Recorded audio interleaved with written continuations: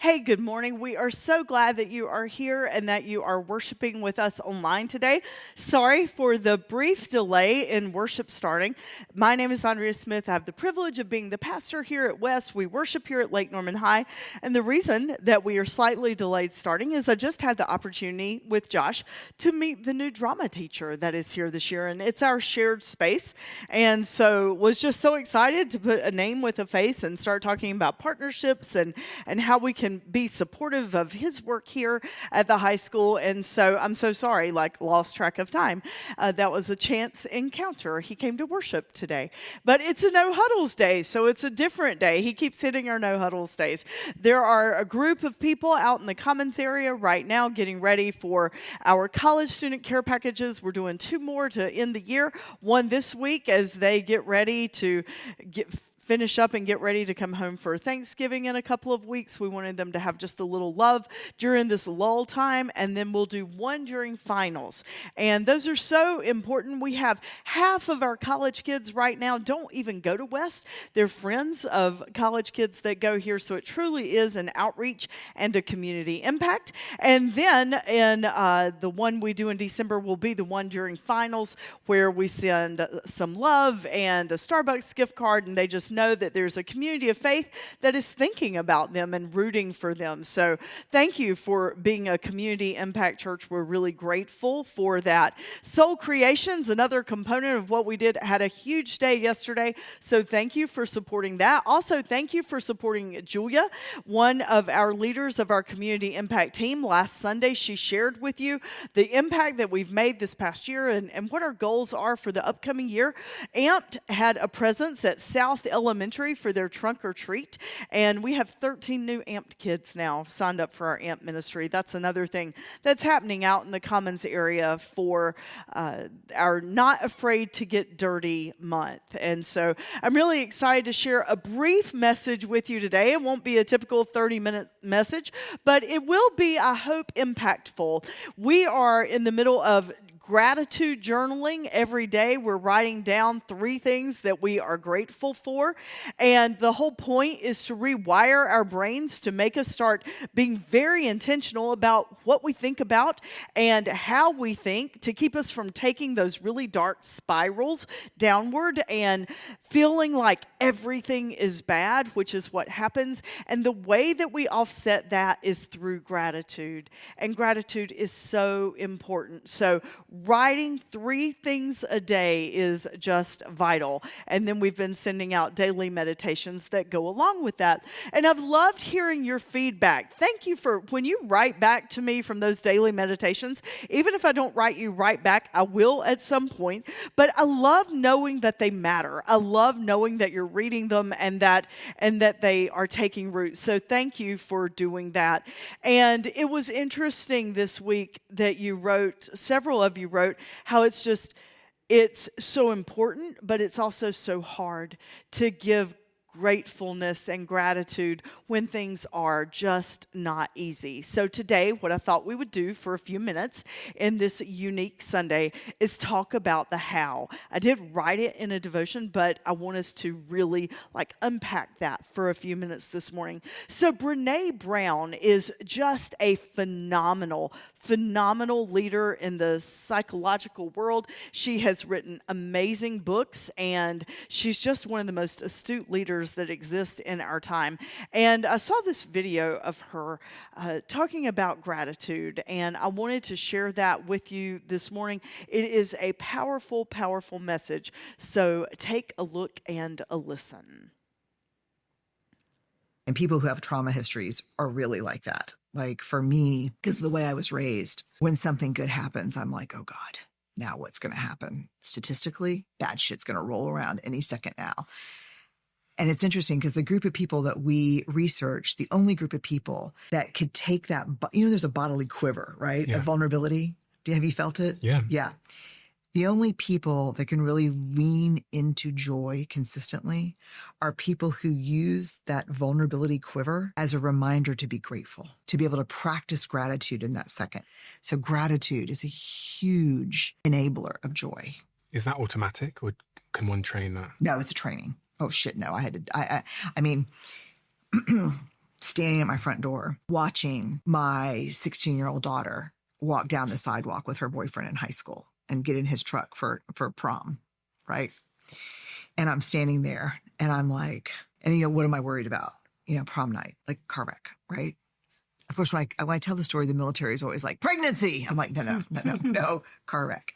And so I just remember staying there, and she gets in, and I'm staying next to Steve and Charlie, my son's, at this time he's 10.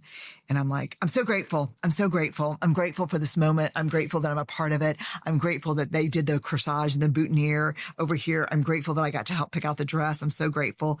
And Charlie looks at Steve, what's wrong with mom? And Steve goes, she's practicing gratitude.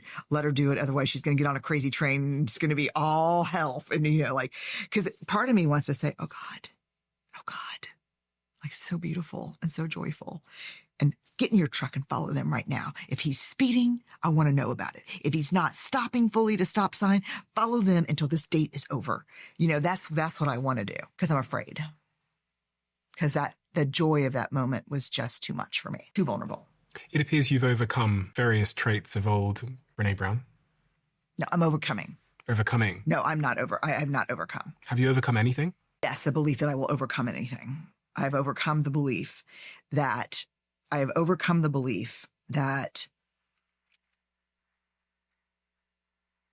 will ever arrive. I am grateful for the skills that I have that are new skills that keep me more aligned with the person, the mom, the partner, the leader that I want to be. But I am mindful all the time. I try to stay very mindful that I am scary when I'm scared, that I catastrophize very, very easily, and that's painful for everybody around me. And I don't need to be liked. I just need to be myself. But those are things, because I will sit down 2 days ago and be like, oh my God. So, if Brene Brown can admit that she has gotten over her need to overcome things because she knows that she's not ever going to completely overcome things, then maybe you and I can embrace that as well. She is all into self-awareness, and if she struggles, then I think it's okay for us to struggle. Not only Brene Brown, but this other person named Jesus. He also struggled in his difficult times. He did not sit in the garden and go, oh God, I am so grateful that they are going to persecute me and kill me. He didn't do that. When Lazarus died, his best friend, he did not say, oh God, I am so grateful that my best friend is dead. He did not do that. It is so hard sometimes to be grateful.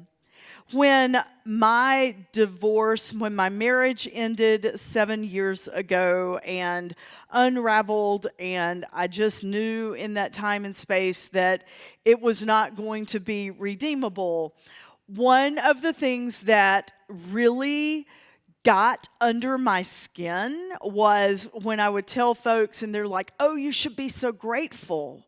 I'm like, what? How dare you? Please don't tell me when I feel like my world is falling apart. And it was. I mean, that time in that space, our family was ending and uprooting, and everything was different for me. Everything was a new challenge, and I certainly didn't know how to move forward. The last thing in the world I needed to hear at that time was, oh, you should be so grateful. First of all, the word should is not a word we should be using in conversations with each other. So first of all, before we dive into the Greek definitions, I really want us to remember, it's not up to us to teach other people to be grateful. And it's not up to us to try to guilt or pressure them into gratitude. When others are going through their stuff, just holding space for them is what is so important. But there's this mentor that we follow by the name of Apostle Paul. He started out his journey in following Jesus as being a Christ follower very differently than most. He persecuted the early Christians, and he had his own moment of encounter, and then everything changed. And so it would be warm and fuzzy and really awesome to think that, oh, his life was just this walk in the park. After that, it was anything but. And so as we've been talking about gratitude in our daily meditations, we've been talking about Paul for several times and thinking about things that he's been doing. So I want you to take a look at your screens right now, and I want to share this verse with you that is from Philippians. I'm not saying this, and this is written by the Apostle Paul. I'm not saying this because I am in need, for I have learned to be content in whatever the circumstances. The last week, I shared with you that I wanted us to think about the word in versus the word for. Like, we don't see Paul saying we should learn or we have learned to be content for all circumstances. That is not what he said. He said, I have learned to be content in all circumstances. So the in versus the for, that's what we talked about last week. Today, for just a few minutes, I want us to think about the word learned.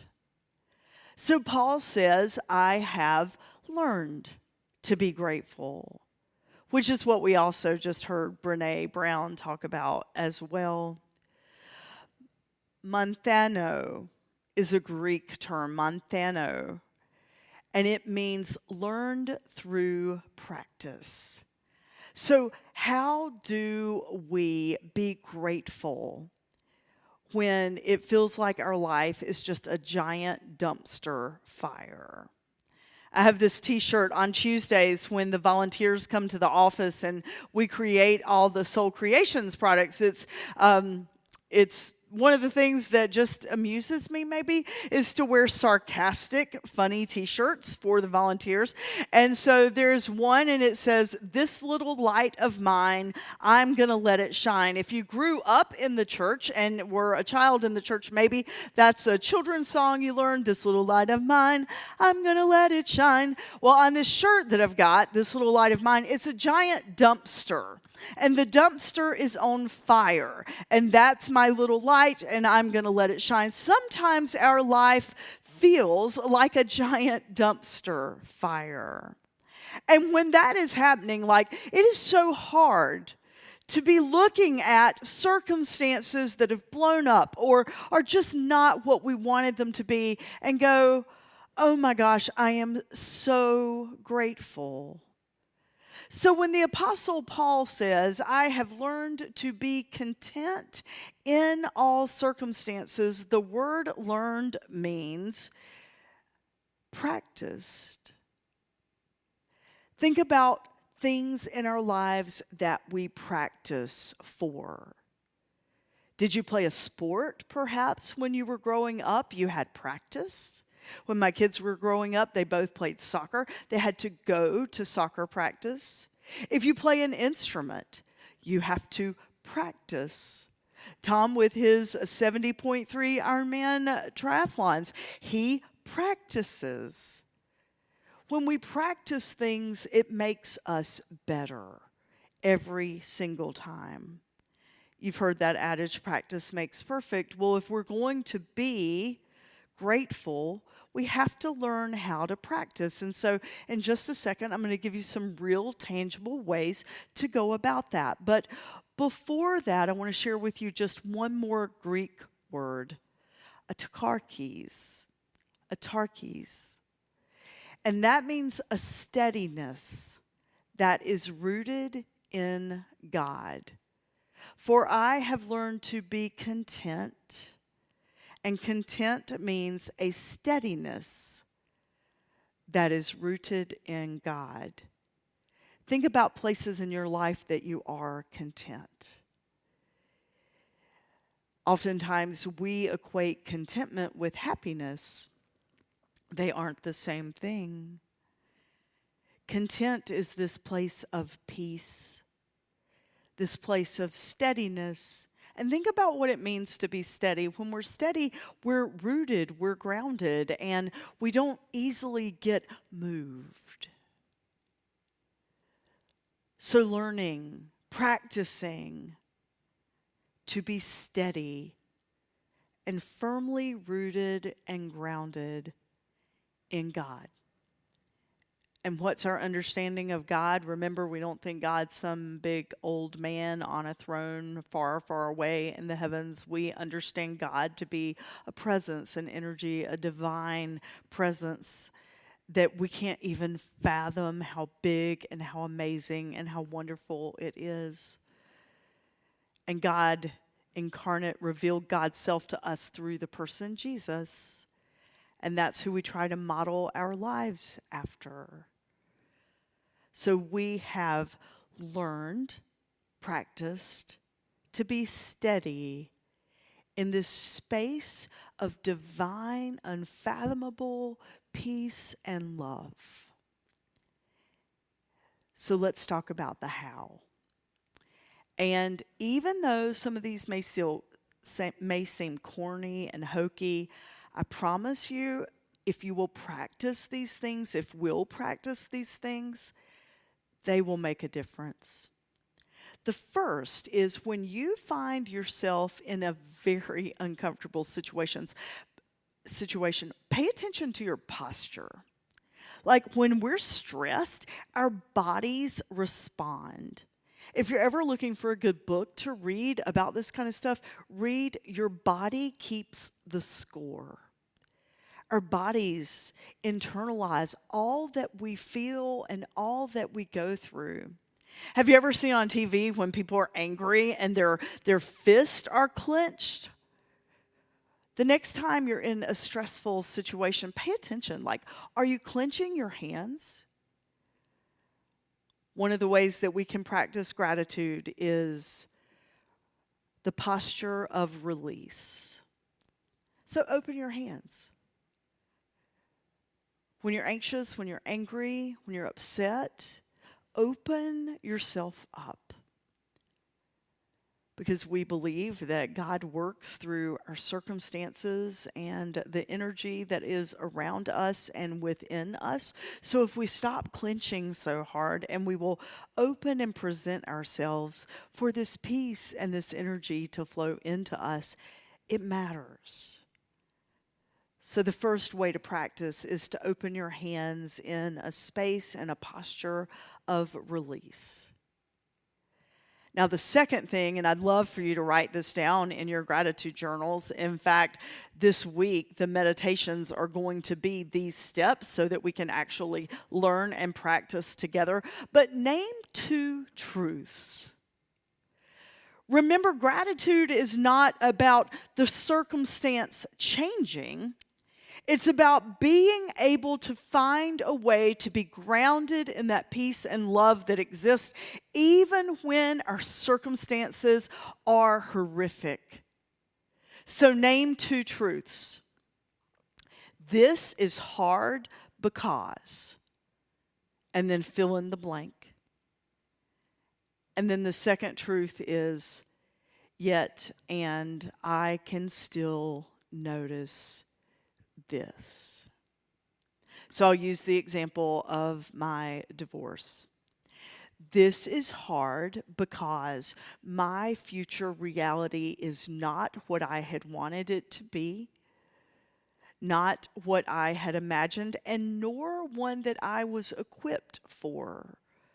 I've joked with you like I never did money in all of our marriage, so all of a sudden I'm responsible for all the bills and paying them, and I just wanted to get it all done so I wouldn't forget my little ADD self, and so I scheduled all my bills to come out of my first paycheck of the month. Worst mistake I could have ever made. Like, I get paid twice, and you need to divide your bills out as such. Was such a horrific moment for me. Bounced of my first check as an adult. I'm like, oh my gosh. This is hard because I am not equipped right now to get to where I need to be self-reliant and independent. Yet I can still notice that there is a community of people around me that I can ask for help, and they will teach me how to do the things that I need to learn how to do. 2 truths. The next time you find yourself in a situation that is gut-wrenching and one that you just can't find things to be thankful for, answer, this is hard because, and maybe the answer to that is more than just one fill in the blank. Lay it all out, however much you need to say. But it's so important that you get to the second part. And I can still notice this. That's the practice of gratitude. So the next thing that we can tangibly do is to shrink the target. We've talked about this. We don't have to be thankful for everything, but we can be thankful in everything. It may just not be about that one thing. And the next thing, a psychologist, if you are in therapy, they will tell you that this is so important. Trade your spirals for sentences. Trade your spirals. Do you ever find yourself like you start thinking about one thing and then that leads you to think about another thing and another thing and another thing? A few weeks ago, I sent an email to someone, and it was talking about manifestation and prayer and energy and positivity and finding that positivity. And I sent it to them. I thought, being nice, and they didn't write me back. So then I'm like, oh no, they didn't write me back. I bet I offended them. I bet they don't like me. I bet they forwarded it to other people and now they're all talking about me. All three of those spiral sentences were completely crazy. Like, that stuff's not real. I'm making up stuff in my head. So trade spirals, trade your spiral thinking for sentences. And those sentences need to be based in fact, not speculation, and not ideas. And then use Philippians 4:8 as a starter. What is true right now is. And then only deal in fact and only deal in truths. And lastly, receive peace as a guard. It isn't just this warm, fuzzy feeling. Think of it as a guard, something that's guarding your heart and your mind. It is a space that you can claim in and through all the difficult things. And that peace comes when we know that we don't have to be thankful for everything, because some things are not worth being thankful for. But we can be thankful in all things, because the peace that guards our heart will carry us through, in and through all things. Will you pray with me? Gracious God, we are so grateful that you give us mentors of faith like Paul and Jesus that show us despite horrific circumstances. Paul wrote Philippians from a jail where he was probably tethered to a guard and could barely see light. Yet he writes, I've practiced to be content and steady in all things. And God, if he learned it, we can too. Thank you for being a God that gives us so many things for which we can be thankful. We just need to be more aware. And thank you for being a God that holds us and engulfs us in a peace that carries us and protects us when things aren't as we wish they could be. We give you thanks and we ask for your forgiveness when we miss the mark, when we forget about your peace and your love and your grace. You're always right there, pulling us back into you. We are grateful for you and offer ourselves to you in Christ's holy name. Amen.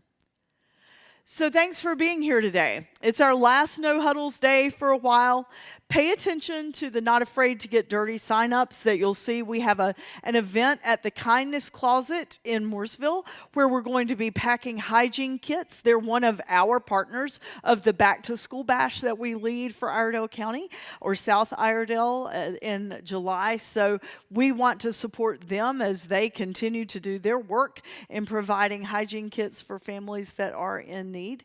And right now there's so many. So please make it a point to make the Kindness Closet a part of your week this week. And I look forward to worshiping with you next Sunday. Thanks for being here.